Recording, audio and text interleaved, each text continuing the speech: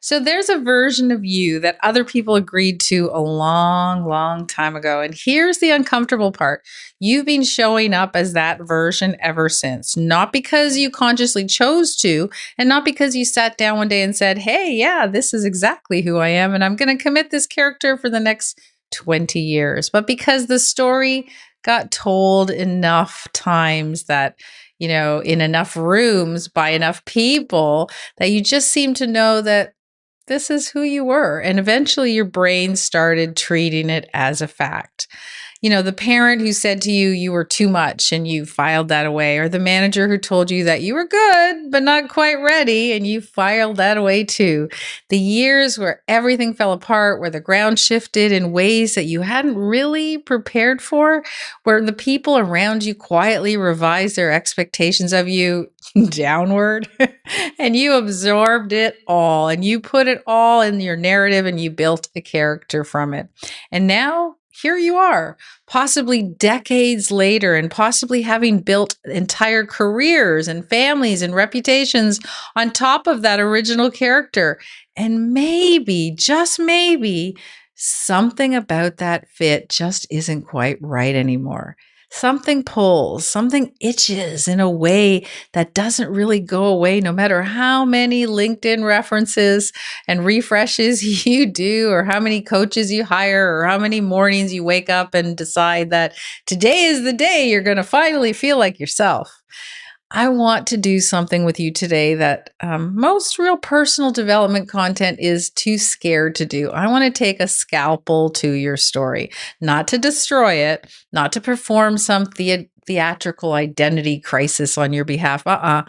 Today, I want to actually look at it clinically and honestly with the kind of curiosity that doesn't require shame to operate. And I want to ask the question that everyone else depends on. Is this actually mine? You're listening to Too Late My Ass, the podcast that exists because someone had to say it out loud. I'm Fay Chapple, and this show is for anyone who's been quietly wondering if they missed their window. Spoiler, you didn't. Your brain is still neuroplastic, your identity is still negotiable, and your second act, it's not a consolation prize. It's the whole damn point. Let's get into it. So welcome to Too Late My Ass. I'm Fay Chapple, and this week in April, we are going to talk all month about doing something that I've been building towards for a very long time. We are going to do an identity autopsy. So if you've been listening to me for the past couple of months, you'll know that we've been building and trying to identify, and we're going to figure a little bit more out today. Because the problem with reinvention as we know it, well, it is a problem, because I want to start by talking about the whole reinvention industry, I guess, because there is one, right? It's enormous. It's well funded. It has podcasts and bestsellers and mastermind retreats in Tuscany, which we should do, and coaching programs that probably cost more than your car. And most of it, I would say this with truly with love in my heart, as someone who's literally part of this. It's really doing a version of the same thing. It's teaching people to redecorate, right? To use new colors on the same walls, or a new headline where the old one was. It's a new elevator pitch, or a new vision statement, or a new morning routine, or a new LinkedIn banner, right? It's a new way of describing the same underlying relationship with yourself that has been producing really the same outcomes year after year after year.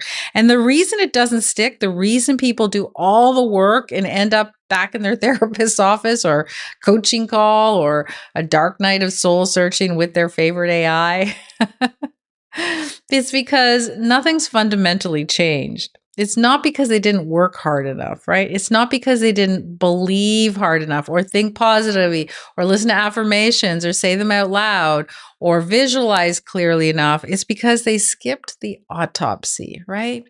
They went straight from something is wrong to here's the solution, without the middle step. And the middle step that says before you build anything new, you need to understand what you're actually working with, what the current structure is, What's load bearing and what's just decoration, right? What's serving you and what's been quietly running your life from the background for decades. So here's the analogy that I keep coming back to, and I use it a lot because it's exactly right. So you've got basically a house with a cracked foundation, right? And you paint the walls and you update the kitchen and you put the new fixtures in the bathroom, right? And it's still got that cracked foundation and it will keep cracking and the new paint will peel and the beautiful kitchen will start to feel wrong in a way that you can't quite put your finger on, right? Because you never went to the source of the problem. And most reinvention work is really interior design, but we're going to do structural engineering. And that requires a kind of a different courage, not the courage to start over, which, that's actually kind of romantic and seductive, right? And it's good for a personal brand. Oh, I'm starting over. I'm going to go to Tuscany and find myself.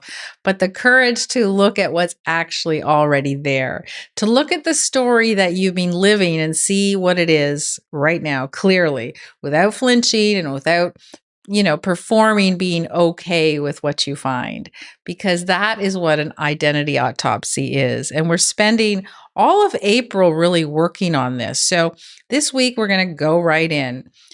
So before I get into the neuroscience, because I like to talk about that, I want to tell you what an identity autopsy is not, because I think the framing matters here. It's not blame. It's not a blame exercise. It's not a trauma excavation or exercise. It's not an invitation to spend the next several months in therapy reconstructing your childhood or indicting those people who shaped your early self-concept. I don't do any of that, okay? Some of the work is valuable and necessary for some people, but that's not what we're doing here. An autopsy in a medical sense doesn't assign fault, right? It establishes cause. It answers the question, what actually happened? How did this come to be? Where does the evidence point? That is the posture we're bringing. Clinical curiosity, honest examination, not blame, not shame. No. We're just we're letting ourselves look at it clearly and understand what I'm dealing with. And I know my producer loves this episode because she's right into crime documentaries and probably loves autopsies. So you can't really change what you can't see clearly, right? And most people, most intelligent people, most accomplished people, self-aware people, they're all running a story about themselves that they never have actually examined directly. They're living inside like a fish lives in water, right? It's just the environment and it's just how things are and it's just who they are.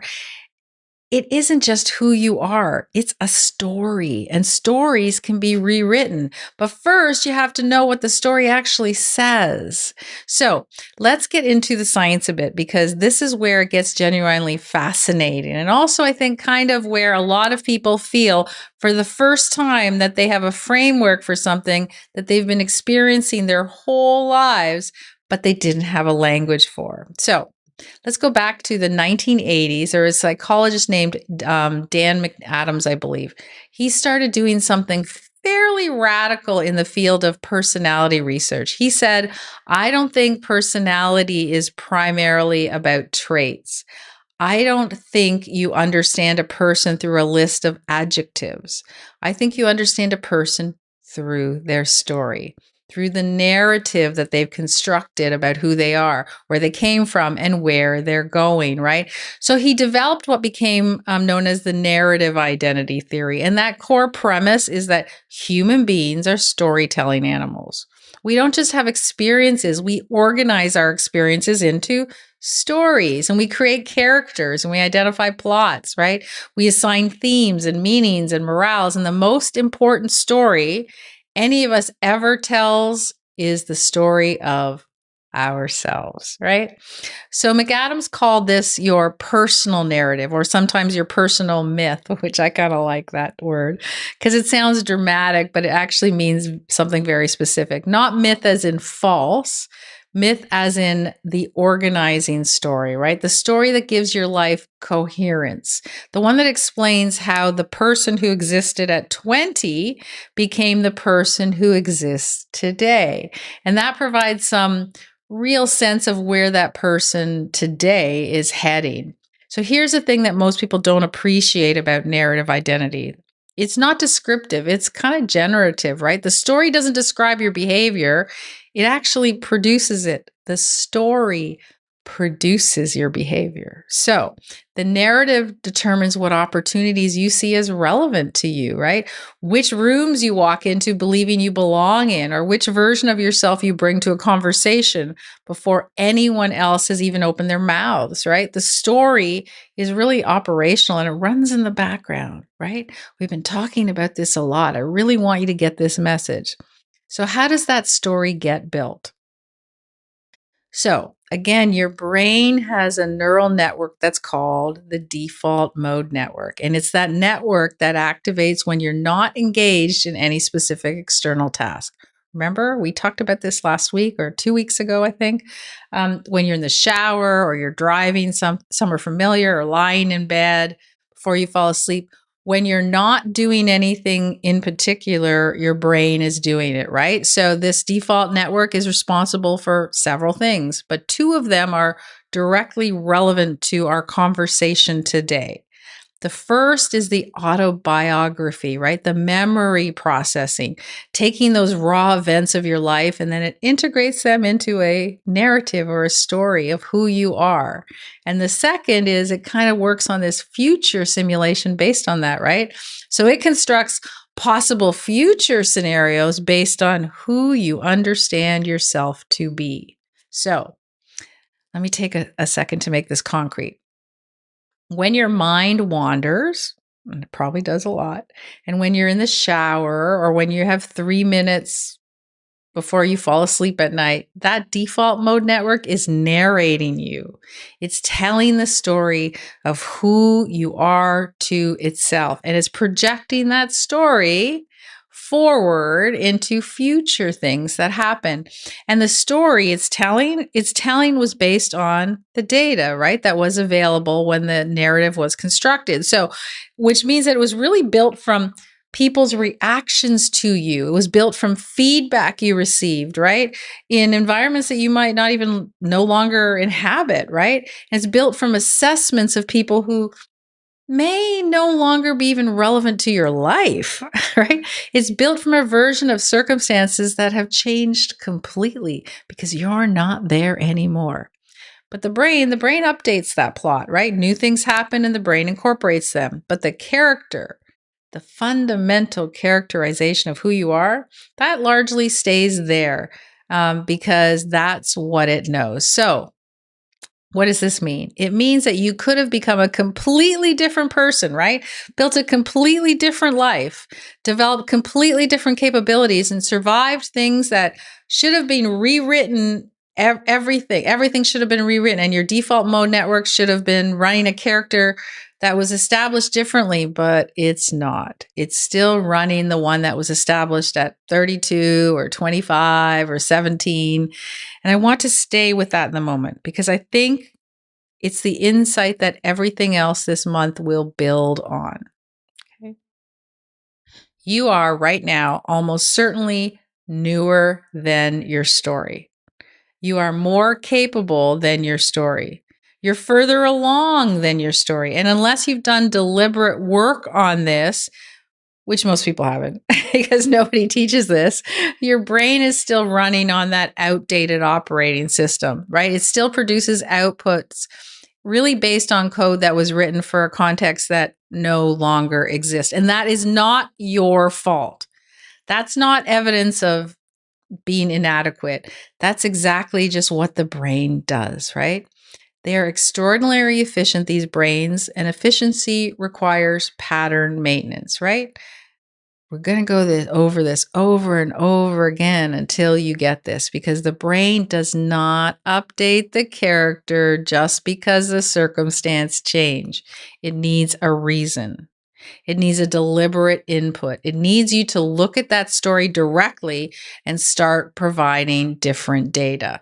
That's all about the work that we're doing this month. That's why we're doing what we're doing today and every week this month.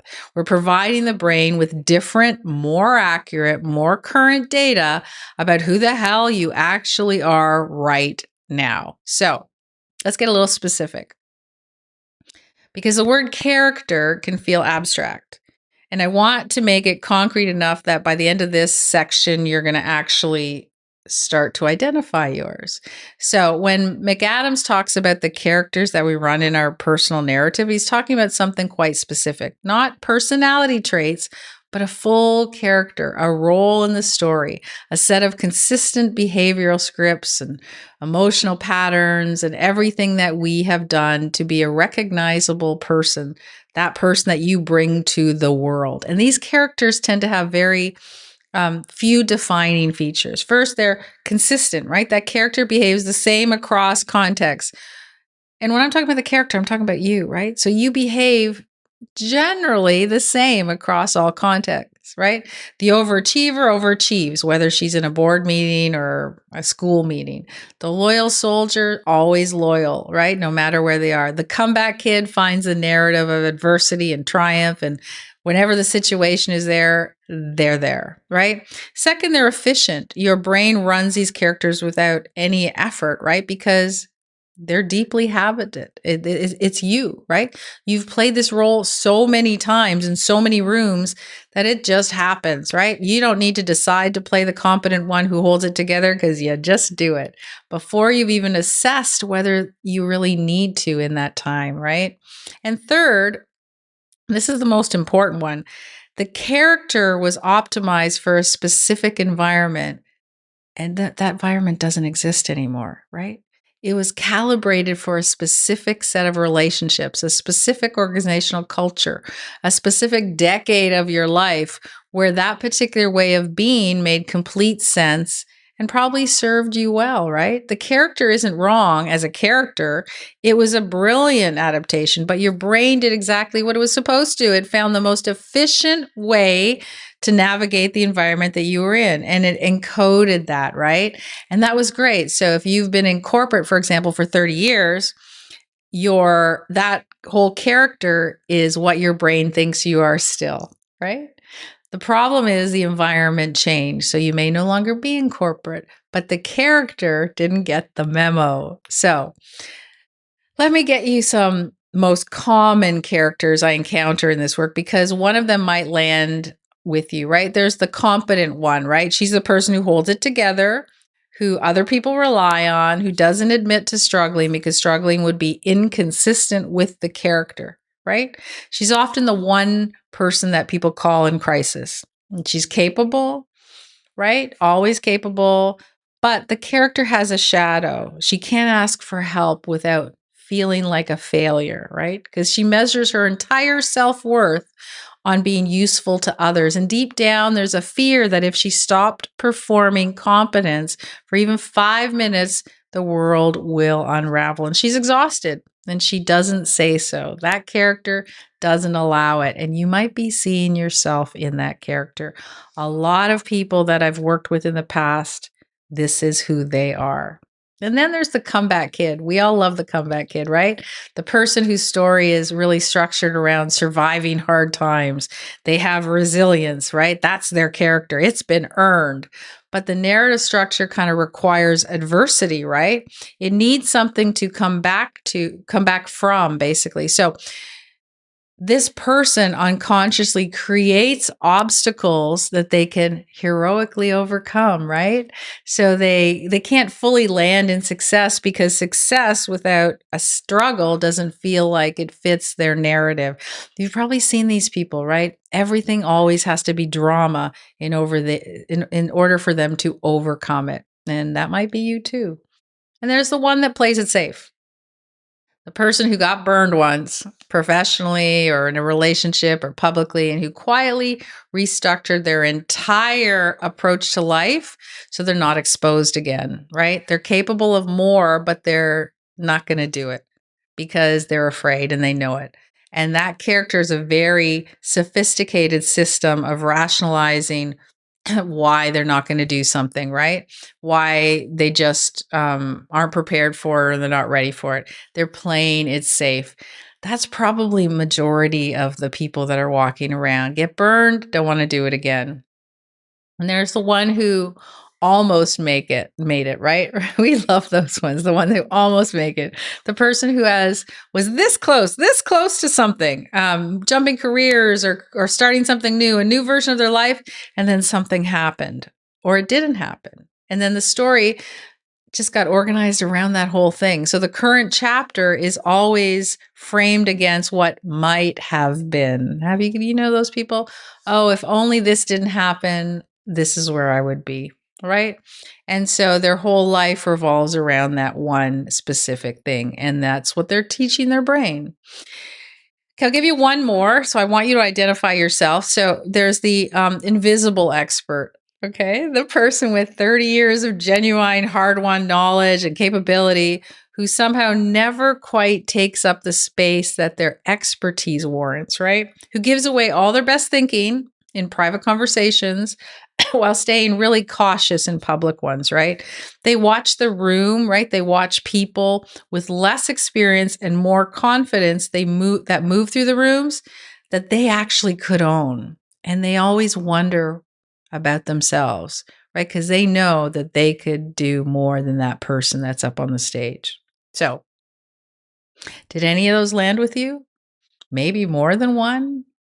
I'm not asking you to condemn the character. I want to be really clear about this. These characters are not shameful. They're adaptations. They're evidence of intelligence, right? They're evidence that the brain is solving for survival in wherever you are in your life, right? The competent one learned that being competent was safe and valuable and respected, so she ran with it. The comeback kid learned that the hero narrative was the one that got love and admiration, so she built her identity around it. These are smart, sensible, really responses to real conditions. So the autopsy isn't about condemning the character. It's about finding out whether the character still fits. So I'll get a little personal here because I think the conceptual part is useful, but the personal is where it lands. And I want to tell you about a specific moment where the identity autopsy stopped being a thing I was thinking about and something I was living through. And I've told you about my experiences before about walking into conference rooms and changing my narrative. So this one was when I was in London. I was at a conference and a couple of years after leaving corporate, and I've talked about this before. And remember, this is after my husband got sick, after caregiving years, after the whole dismantling and deliberate rebuilding of everything that I thought I knew about my life. I'd been working hard on reinvention, right? I've been working hard on different memberships and YouTubes and podcasts, and the community was growing and I was doing work that I believed in, right? And I thought it was pretty far along and I thought the story had been rewritten. And then someone again said, I've told you this story before, that said, oh, this is Fay. She used to be a global executive. Used to be. So is this story fitting in with you now? I mentioned this story a couple podcasts ago, and some of you really resonated with it. So I want to make sure that it sinks in because I know I watched myself smile and I watched myself nod and I made some, self-depreciating comment about it. And in that room, in that moment, I was fine and I handled it smoothly. But later that night in my room, I realized I noticed something. It was a flatness, right? A particular quality of deflation, I guess, like a slow leak, right? Not dramatic, not a crisis, just something had gone out of me that had been fully there, had been really fully there to spare. And so I sat with it and I did the thing that I'm now recommending to you. I looked at it instead of filing it. And what I found was really uncomfortable because I found that narrating myself in past tense for those years, not out loud. I wasn't going to introduce myself as someone who used to be something. Do you know, like you've seen those? A lot of comedians and actors say that I used to be this person.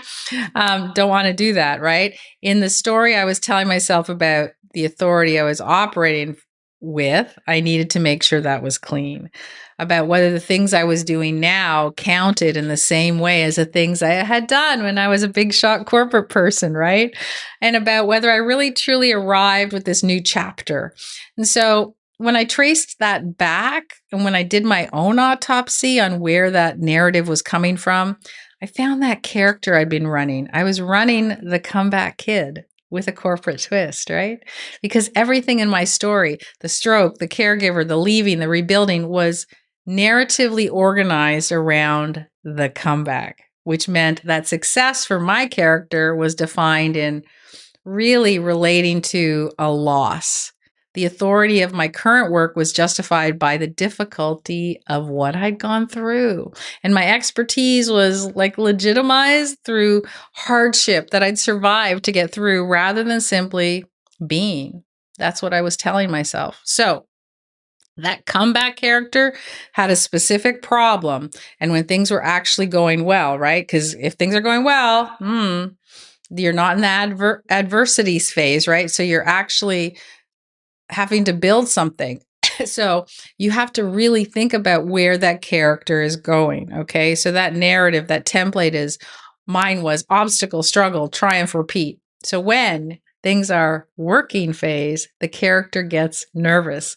This isn't working. I'm not struggling enough. Right. And it starts looking for that next hurdle, that next obstacle. Right. So it frames success as really not there until I can justify it by having a struggle. So I had to do a surgical intervention on that story. And that's what I'm asking you to do, not to erase it. The comeback years happened. The resilience is real. I'm not interested in pretending it didn't happen, but I had to stop letting the comeback narrative be the operating system for my present chapter, because the current chapter is not a comeback. It's a construction. I'm not providing anyone that isn't what I am, right? I'm building something specific and deliberate with specific expertise and specific characters and clarity and work. And that's a different character. It's the same person. I'm the same person, but I have a different story with different outputs. And those outputs, the way I show up in rooms now, the way I speak about the work, the authority I bring to it, these changed when the story changed. Not overnight, not through one dramatic moment of insight, but gradually and consistently. And as I kept providing that default mode network with different data about who I was, then the chapter was actually changing. My story was changing. So I'm telling you all of this because I want you to understand that the autopsy is not something I'm prescribing from a distance, right? I have done this. I've done it on myself, on my own material, with the same discomfort and the same embarrassment and the same, oh, I didn't know I was still doing that moments that you're going to find in yours. And it's not fun and it's not pleasant, but it's completely worth it. So I'm going to give you the framework, because I've been talking about this for a very long time. And I want you to leave the episode with something you can actually use this week. So the identity autopsy has 3 stages. They don't have to happen in a single setting. Give each stage a little bit of space. Let the answers settle before you move to the next one. Okay. So stage 1 is identify your character, not your personality, not your values, your character in the narrative sense, right? The role you play in your story. The compressed, agreed upon version of you that shows up when you've not had a chance to be intentional about it, right? So the way I suggest finding this is think about how you're most consistently described by the people who know you professionally, and not the compliments, the adjectives, the words that follow you around, the ones that show up in performance reviews and reference letters and introductions people give you. What are they? I want you to write them down without editing, okay? Then ask, is this who I am? Or is this who I've been? And if there is a gap between the character that other people know and the person who is actually here right now trying to get out, well, then what does that character do under pressure when things get difficult or exposed or uncertain? Does the automatic thing come up, or is the new person changing? Is a competent one coming up? Is a comeback kid reframing everything as difficult? Is a safe player pulling and waiting? Like, what is happening? Where is that distinction? Where is that change, right? So what's your version of that?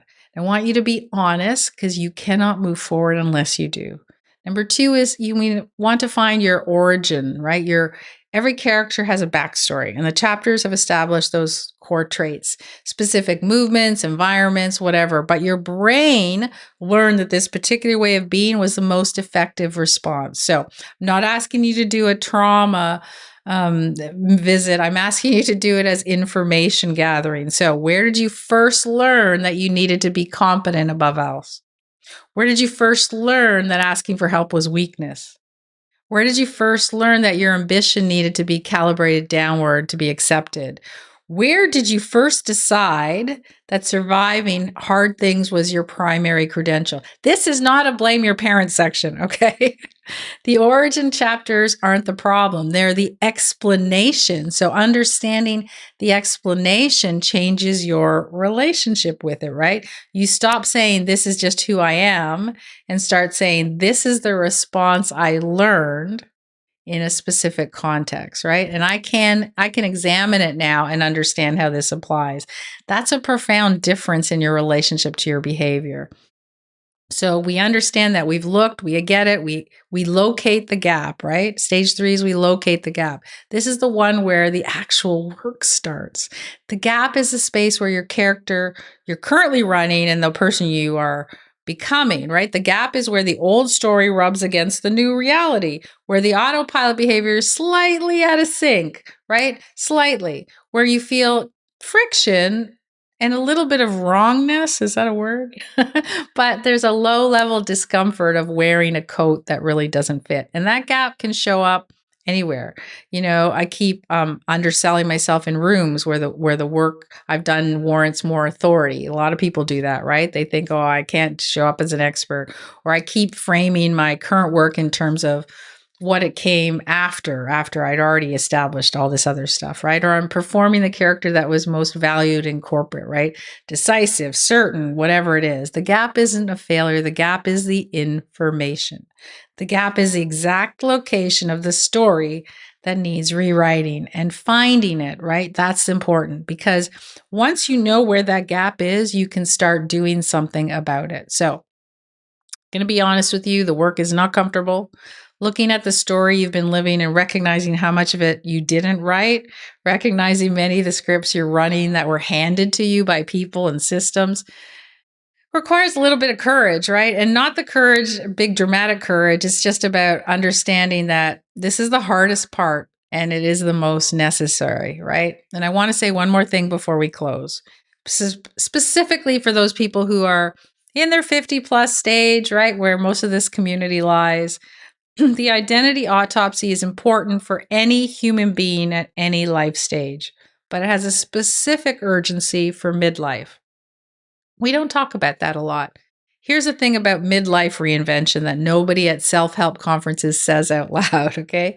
The characters most of us are running were built for corporate environments or for organizations or for structures that rewarded specific narrow versions of professionals, right?